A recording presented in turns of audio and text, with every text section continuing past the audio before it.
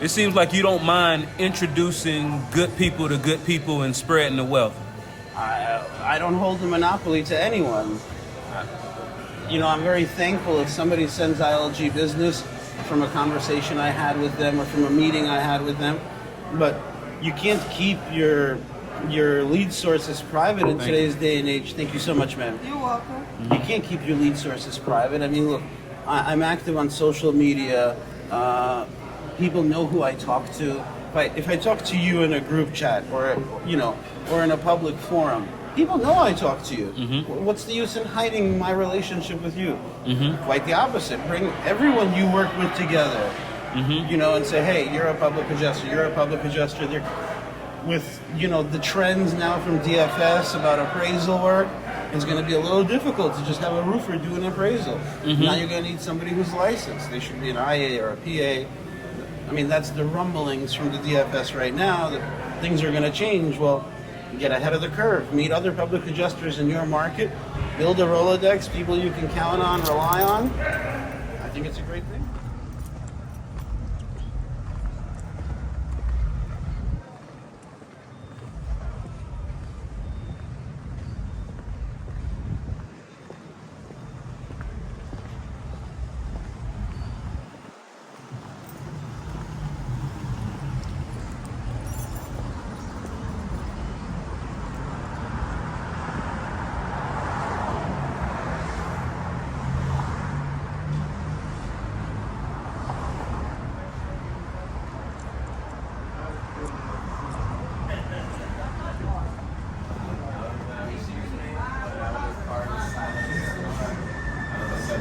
Well done.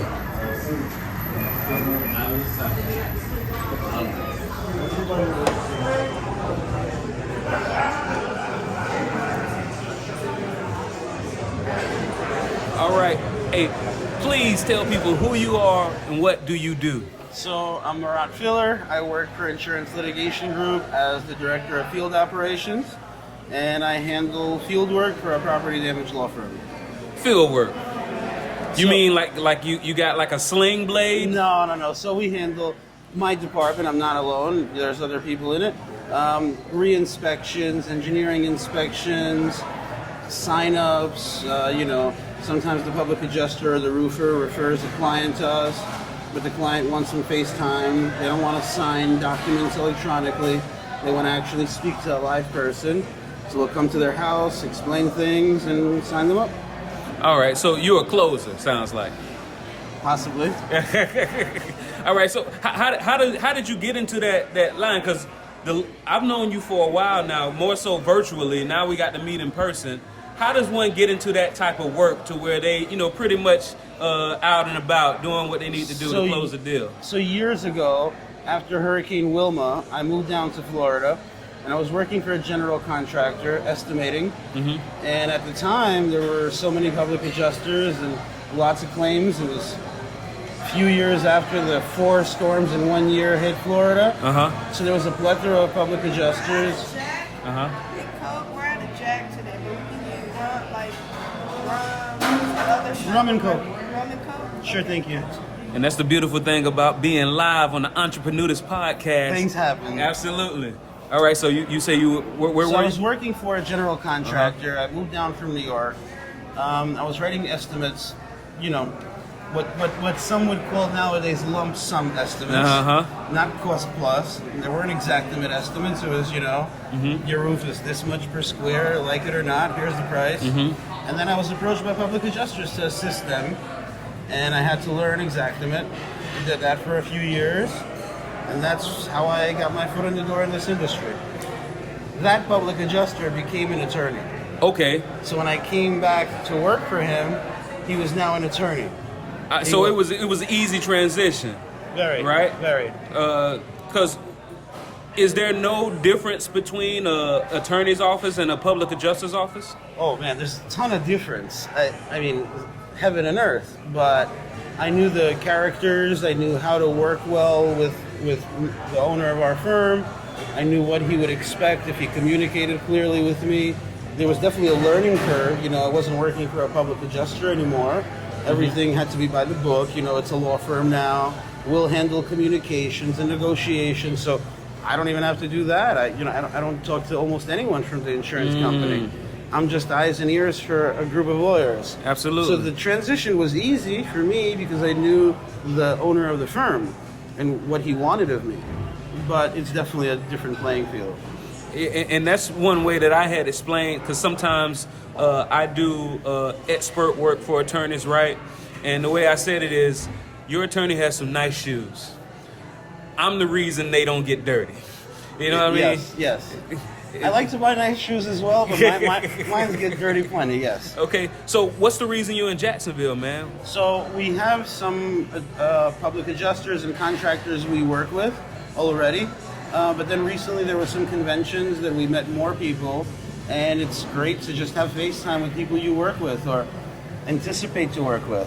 So it's very much putting a face to a name, getting to know people, and just being present. I mean, really, look, I'm 5.5 hours away. This isn't an area that I could just go to on a whim. You know, if I'm in Miami, I can drive over to Port St. Lucie in 2 hours. It's almost like my home market. But this is definitely not my home market. This is rather far. So it's very important to come into markets where we work every so often. Like I said, put a face to a name, talk to people, things of that nature. And I know a lot of people treat where you live like a travel destination, right? So I'm pretty sure they would be more than willing to come to South Florida, but it seems like it's very important to come to their actual home turf in the line with you. Absolutely. You know, obviously it would be logistically much easier if I could just say to the person, hey, come to my office and let's have a chat. I mean, I would have the added benefit of having my coworkers there so I can get immediate answers for certain questions. But it's unreasonable. I mean, tonight we should have, let's say, 15 people, 20 people.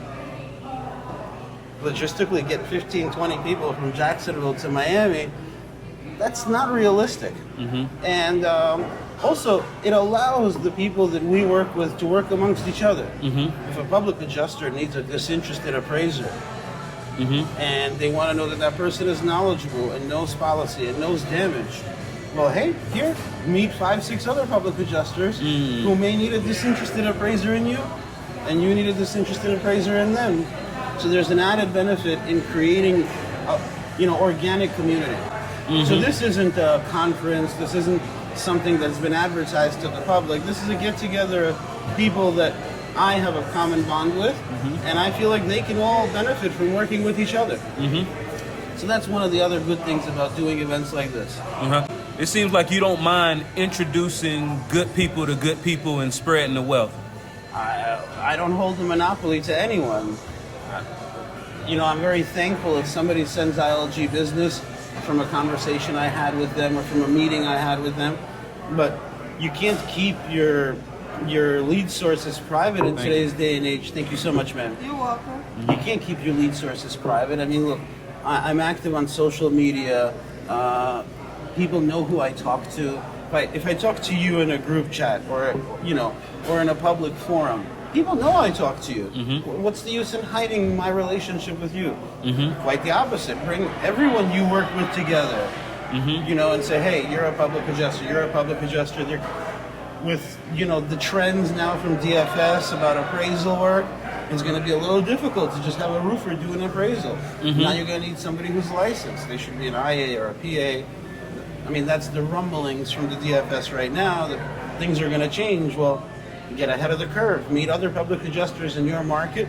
Build a Rolodex, people you can count on, rely on. I think it's a great thing. You really get it, man. I was reading a book called Never Eat Alone, right? And he was trying to the author of the book was trying to meet someone through another person that had a contact with him. And the guy told him, he said, hey, man, I would really love to do this, but I probably got one favor with this guy, and I don't want to waste it introducing him to you. And the author of the book, I forget his name was Keith, I can't remember his last name, but he said he was stunned that this guy didn't get how this works. So there's a famous line, okay, that A very religious man once told me, he asked me, do you know what the difference is between heaven and hell? I'm like, I don't know, there's some really stereotypical things, I suppose. He's like, no. He's like, both heaven and hell is one big banquet table, kind of like this right here. He says, and everybody's sitting at the table, and they have 5-foot-long forks. There's food in front of them, but they have to use cutlery. He says, and in hell, they scoop up food, and they just can't get it in their mouth. He says, in hell, they serve each other. Everybody eats. What you just mentioned. So you say in heaven they serve each other. Exactly. You know, they pick up, it's a very long fork. Your arm is not 5 feet long. Yeah. So they pick it up and they feed each other. Oh yeah. So I mean, that's amazing, man. And it looks like we got people coming in, Yes. and we're gonna Hi continue Jeremy, this. how you definitely. doing? So, Marat, How you doing? this was an amazing event. Like you had such a mosaic of people. How do you encounter those type of people, and how do you get them to come together like this? So, two separate questions. Encounter, I have to tell you, we're blessed with social media nowadays. Instagram, LinkedIn, Facebook is a great way to meet people. I mean, you and I met on Facebook, so Yeah. there you go. It's always good to put a face to a name. So I reached out to you like, hey, I'm coming to Jacksonville. Do you want to come to this get-together? So the how is rather easy. Just get out there and touch someone, you know. Get out on social media. Talk to people. That's not the hard part. Getting people together, yes, that isn't easy. But you promise, you beg, you plead, whatever it takes. For this event, one of the things that I was focusing on was bringing different aspects of the industry together. So, where in South Florida this is a very developed industry, in Jacksonville it's not as developed. And there's good and bad in that. Yeah. But it's a tremendous opportunity for people that don't know each other to learn from each other, to network with each other, and at the end of the day, it all helps the homeowner. An emerging market. Well, I do know that there are public adjusters in this market because some of them are here. Yeah. Yourself, you're a public adjuster, so I don't know how emerging this market is. I think it's a stable market. I think it's a healthy market. It's a growing city. So there's that upside that, you know, there's more and more homes being built in the area, and these new homes are not going to have $10,000 plumbing limits, because they're not going to have cast iron. So I think this is a tremendous market. It has lots of potential. It has amazing professionals, from roofers to public adjusters, appraisers, even some understanding insurance agents that we don't have in other markets. So for me, it's not an emerging market, it's a developed market. And this place that we're at has a lot of character, man. How did you find it? Well, wow, that you will never die of humility, Randolph, I'll tell you that much. So when I reached out to you and I told you I wanted to do this, as a matter of fact, I already had a plane ticket. Yeah, And I was just looking for where I'm going to do this. I reached out to you and another fellow who's here, Jeremy Sizemore. You gave me a place. He gave me a place. But when I called this restaurant, they called me back before that other restaurant called me back. So that's why we're here. But they have this amazing private balcony here, and it's really good for the type of event we did and in the middle of. And I think it works great for this type of thing. and it kind of points back to a theme that I've encountered talking to some of the restoration professionals here. They say when it comes to a public adjuster or an attorney, just pick up your phone. And it seems like our call back in a reasonable amount of time, it seems like that was the differentiating factor for you. They called back in a reasonable amount of time. Yes. I find it strange. You know, I live in South Florida. I work predominantly in South Florida. Although, you know, we've worked with Michael and Sally in the Panhandle, and I've been in Jacksonville many times. But I do notice that we are much quicker to respond in South Florida than I would expect. I mean, here in Jacksonville, there seems to be a tremendous need for homeowners to get assistance. And very often you hear like, well, they didn't answer the phone, so I called you. Like, wait, like you're in need and they're in the business of helping you in your time of need and they wouldn't answer you? So here we are. Got it. So who are the type of people that should reach out to you? Like the type of people in our industry. So it's the whole gamut, right? So public adjusters, water mitigation professionals, roofers, general contractors. We even have an appraiser. He only does appraisals. He doesn't do public adjusting, nothing. These people call us, you know. We try not to go direct to consumer because that definitely leaves a bad taste in the mouth of people that send us business. All those professionals I just mentioned to you, public adjusters, restoration contractors, mitigation contractors, mold assessors, roofers, I don't want to compete with them for the end user. Let the public adjuster do his work and the roofer do his work. When they have a problem, I want to be the guy they call so that they come work with the law firm that I help, you know, that I work at. Mm-hmm. But we try not to advertise to the consumer. Yeah. So this is who Got we it. get work from.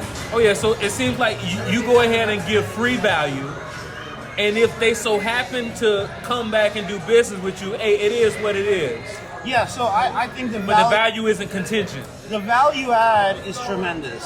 So what was that song back in the day? What have you done for me lately? Yeah. A lot.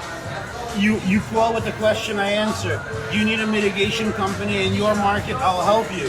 Whatever I can do to assist people who are in our industry to be successful, the hope is that, you know, you like that ILG referred you to a professional that solved a problem for you. And if you have a problem that we can solve, our hope is, our belief is that you're going to come back to us because we did provide that value to you without expecting anything in return. We hope, we want to earn that business, but we don't expect it. What have you done for me lately? A lot. That's a good tagline, right? That's what I like to say. Absolutely. So are you not coming back to Jacksonville anytime soon? I'll be here less than 30 days.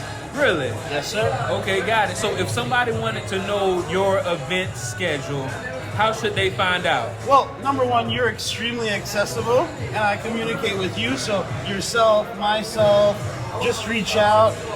I want to be doing these events fairly often because it creates an opportunity for people that would never meet each other to discover, hey, there's a pro in my city who can help solve my problems. There's a tarping fella who's sitting right behind you who does just tarps. Yeah. Over your right shoulder is a roofer. There's a mold assessor to my left. Meaning, everybody you need on a claim is in this room right now. Mm-hmm. So I think this is a tremendous value add, as you mentioned before. I think it's a tremendous value add for property damage professionals anywhere on the spectrum, from construction to public adjusting to engineering, assessments, whatever it may be. This is what we should be doing in this market. Got it. So all of this work you put in, because I just saw you at a conference in a whole nother time zone. How do you relax, man? How does somebody like you vacation? I live where other people vacation. Yeah. I live in Florida. My life is a vacation. I don't know what it is to put on boots or a jacket. When I go out and climb a commercial roof, I'm out in the Florida sun. I don't know. This is relaxing. It is a job, but where you do what you do matters. If I did this in New York, I'd probably be miserable. But here, my life is vacation. So it seems like you found a way to make your work feel like pleasure. Absolutely, absolutely. At the end of the day, we're helping people. The people that we work with are exuberant at the end of the day. They're like, oh my God, thank God I met you. And you know what? We make a living. So I wouldn't do anything else. Absolutely. So once again, man, I'm not going to keep you from your audience. Oh, matter of fact, there's one thing that I noticed, and I want to ask you about it, because when you're hosting an event and you got multiple people that came to meet you, you have to find a way to spread yourself around. I noticed it seemed like a technique that you did to where if you're talking to like a solo person, but you want to bring people together, you say something out loud. And you get people to turn their heads, and then you walk toward and you bring. So I don't do it consciously. Yeah. Really, I guess the good Lord blessed me with that. But one thing that in my professional career, I think of it like this. There's an automatic watch, right? It has gears and oil. The gear just does one thing. The oil goes everywhere. So if you're trying to network and work a room, be the oil, not the gear. Absolutely. Don't be stationary. Get to everybody in the room. If this gear and that gear are not working together, bring them closer. Put the gears together, and they will work together. So be the oil, don't be the gear. Be the oil, don't be the gear. Once again, tell people who you are, what you do, and how to get in touch. Marat Filler, I am the Director of Field Operations with Insurance Litigation Group. You can reach out to me directly on social media. Give me a call, 850-359-6121, or go to our website, www.ilgpa.com. Thank you so much. My pleasure. Thank you, Randolph.